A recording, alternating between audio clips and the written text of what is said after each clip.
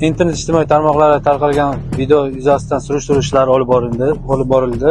Surishtiruv ishlari olib borilganda 01-702 OO bo'lgan avtomobilligi aniqlanib, ushbu avtomobilga qonun doirasida chora ko'rildi. Avtomobil vaqtincha saqlash uchun jarima maydoniga qo'yildi. 10-12-dekabr kuni 2025-yil kuni o'sha payt olganmiz, kech payt.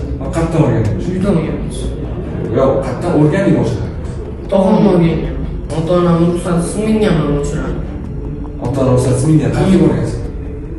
Bizni ko'rib turgan, tarmoqda ko'rib turgan jamiki odamlardan iltimos qilaman. Bu ishlarda to'g'risi o'zim aybdorman, aybimni tan olaman.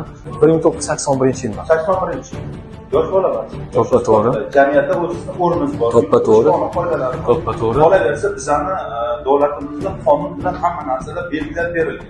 Lekin hali voyaga yetmagan, haydovchilik guvohnomasi olmagan farzandingizga nima sababdan avtomobilni boshqarishga berdi? Bu bilan bir qatorda boshqalarning hayoti va sog'ligiga o'zidan zarar yetkazib bir narsa, hayotiga xavf tug'dirishga nima uchun?